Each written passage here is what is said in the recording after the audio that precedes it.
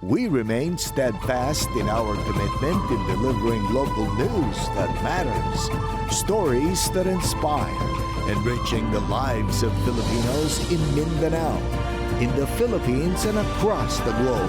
This is your GMA Regional TV, kapuso ng bawat Pilipino.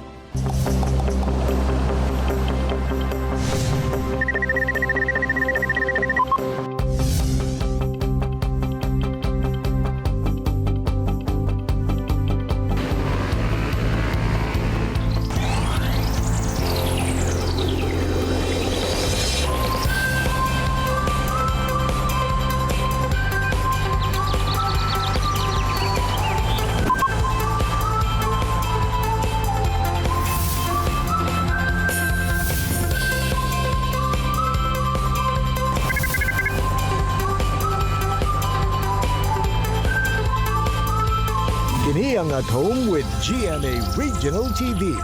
It's a blessed morning mga kapuso. Mas pinaspesyal ang ato ang Friday morning tungod sa kilikog kalingawan nga hatod sa GMA Kapuso Power Tandem nga atong makauban karon buntaga sa At Home with GMA Regional TV the Kapuso Fans Day. Andam na ba mo na maila-ila sila? Well, let's all watch it. The Power Tandem. Mao kini ang tawag sa paboritong love team sa GMA nga sina Rita Daniela ug Ken Chan. Dili kalimod nga ang chemistry nila on-screen ug ang init nga pagsuporta sa ilang mga fans mao'y nag-abli og mas daghang oportunidad sa ilang duha.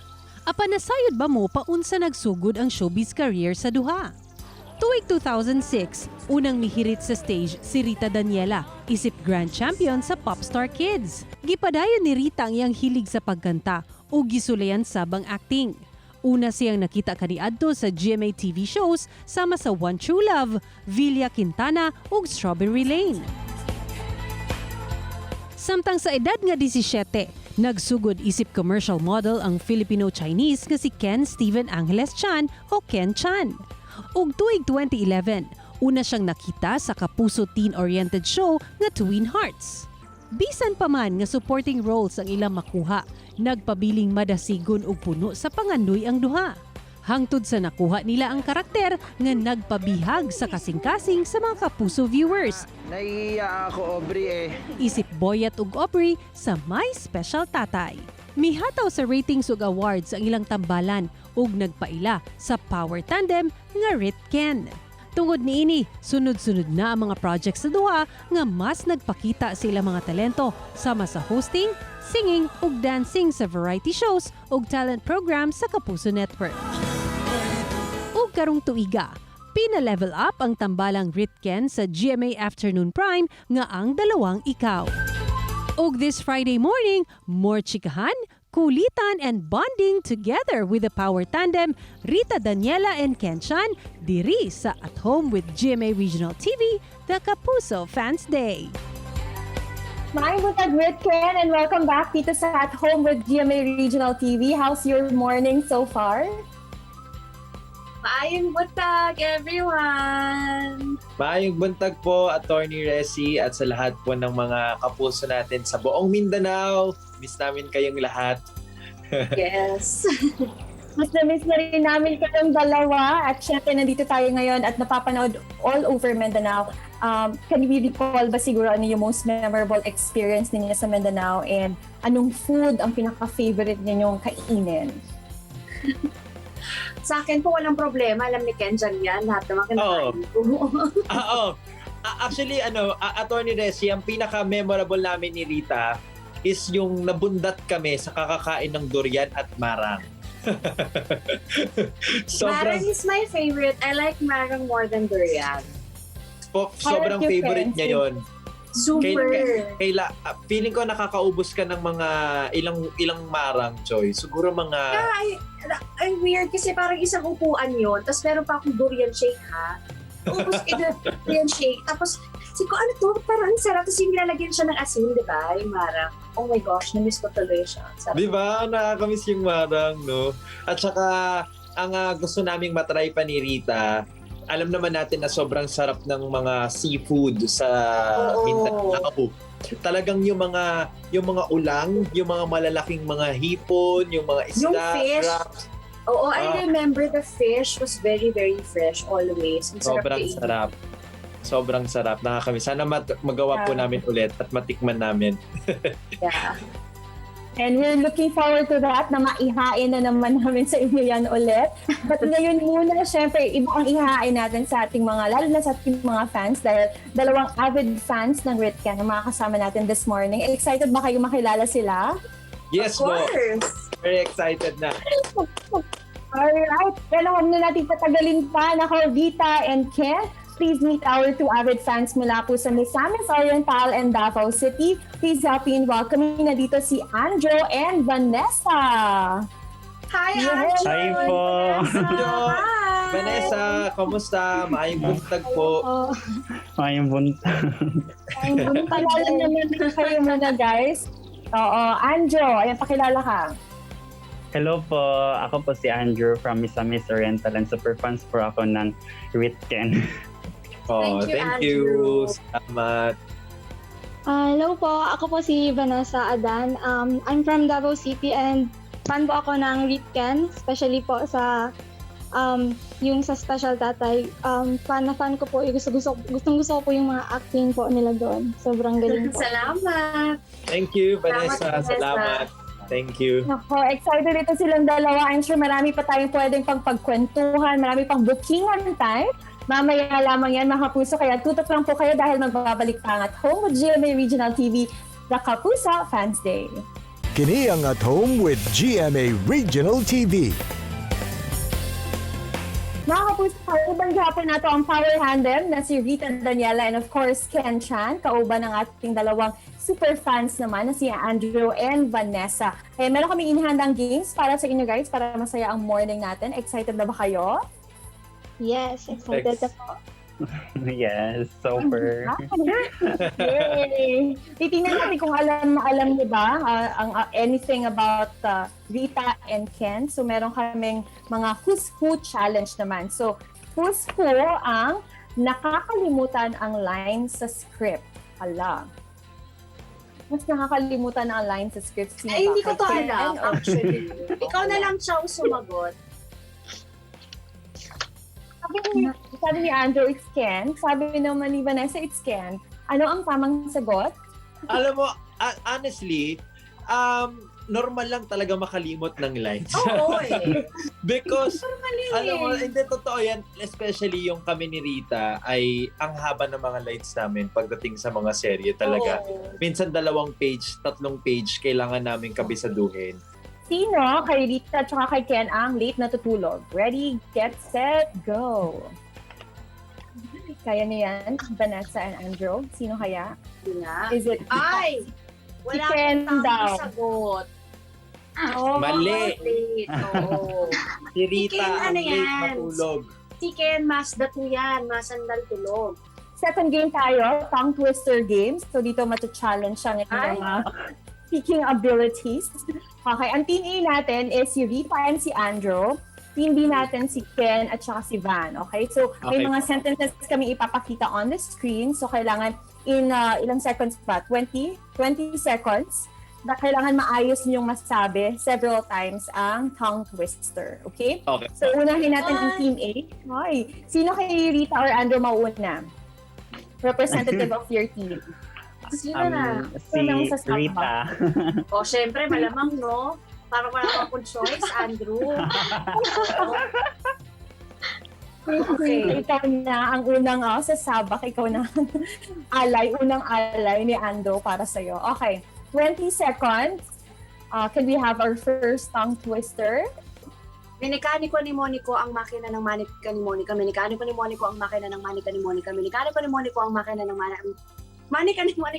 Minikaniko ni Monico ang makina ng manika ni Monica. Minikaniko ni Monico ang makina ng manika ni Monica. Minikaniko ni Monico ang makina ng manika ni Monica. Minikaniko ni Monico ang makina ng manika ni Monica. Minikaniko ni Monico ang makina ng makina ni Monica. Okay. Ang galing. Ito din talaga siya, oh. Hindi kasi nakakain na. Maraming salamat sa inyo kasi nakakain na ng konti. Kaya may energy na ulit. Alam niyo naman, lahat papagawa, kahit napagawa niyo sa akin lahat, kaya ko, huwag niyo na akong gugutumin. Yes, tama. Teaman tayo doon. 7 points yun, Miss Rita. Congratulations. Kaya ba 7 yun in 20 seconds. How about Team B? Ang napaka-competitive din, hindi magpapatalo. Sino ang first representative ninyo? Siyempre si Ken, magigigil yan sa akin kung hindi siya gagawa. Si Vanessa muna, oh. Sino? Si? Oh, Vanessa, ikaw muna. sige po. Kaya mo yan. Ako na. Okay. Naniniwala ako Van, sa'yo, Vanessa. Ready, get set, go! Kalabit ng kalabit si Alabit na may bitbit sa balikat ng kanyang kalapit balikat kapitbahay. Kalabit ng kalabit si Alabit na may bitbit sa balikat ng kanyang kalapit kapitbahay. Kabalikat kapitbahay. Yun na. Kalabit ng kalabit si Alabit na may bitbit sa balikat ng kanyang kalapit kabalikat kapitbahay. Kalabit ng kalabit si Alabit. I miss that. Okay, Van. Ano lang. 3 points. So, okay, 3 points.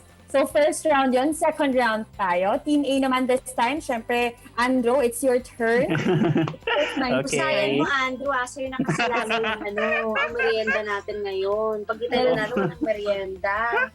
Of course, I will. Ibang team ninyo, Andrew. Kaya mo yan? Okay, eto na. Third tongue twister. Ready, get set, go. Kakanan ng sakangkungan sa may kakahuyan si Ken habang kumakain ng kakaibang kakanin kahapon. Kakanan lang ng kangkungan sa may kakahuyan si Ken habang kumakain ng kakaibang kakanin kahapon. Kakanan lang ng kakakungan na may kakahuyan si Ken habang kumakain ng kakaibang kakaibang. Katawa-tawa! Hindi ko mapronounce. May rap.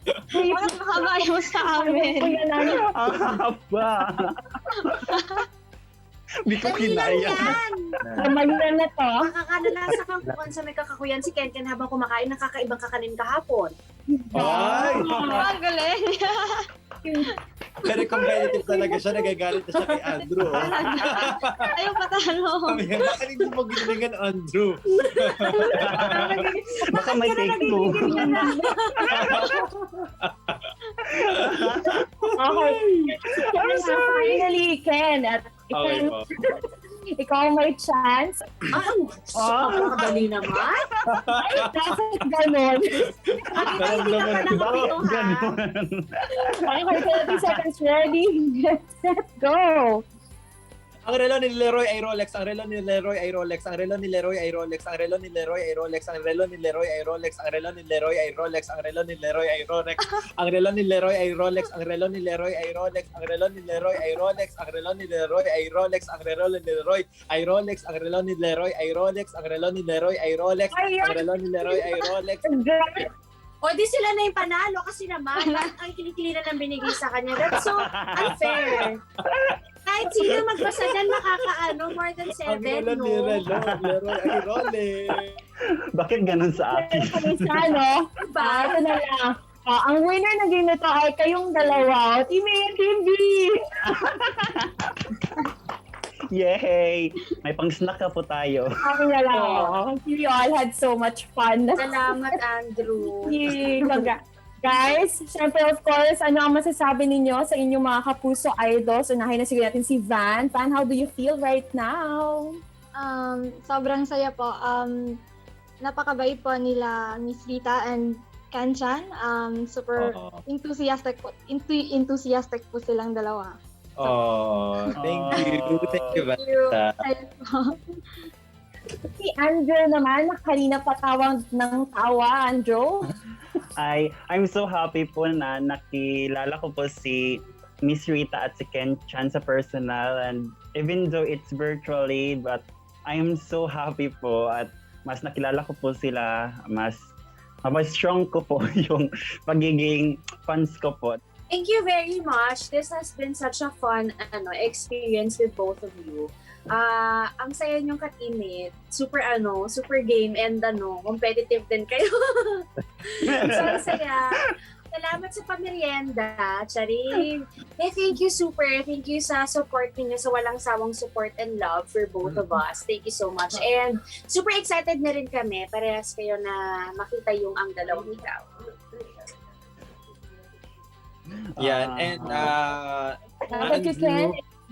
Andrew and Vanessa, sana hindi kayo magsawang sumuporta sa amin. Sobrang malaking pasasalamat namin ni Rita kasi pinapalakas niyo yung loob namin.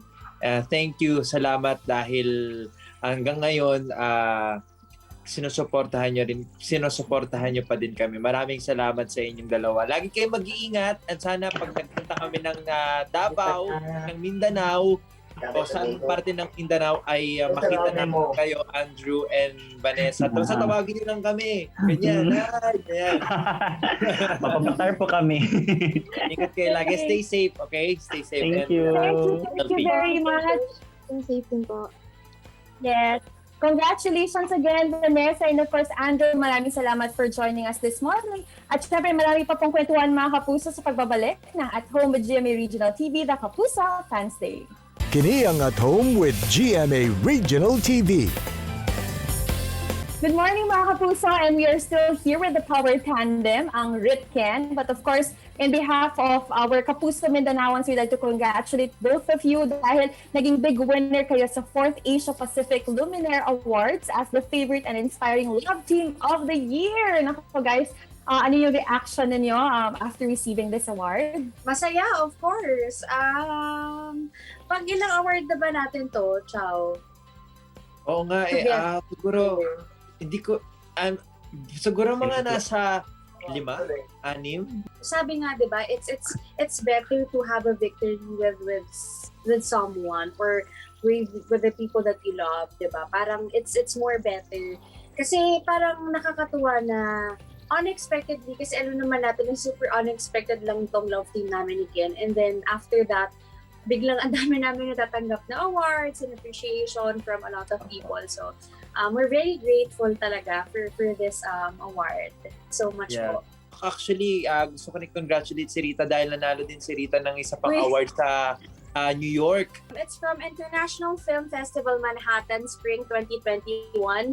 Honorable mention, actress, Rita Daniela in the Name of the Mother, Philippines. Yay! Thank you!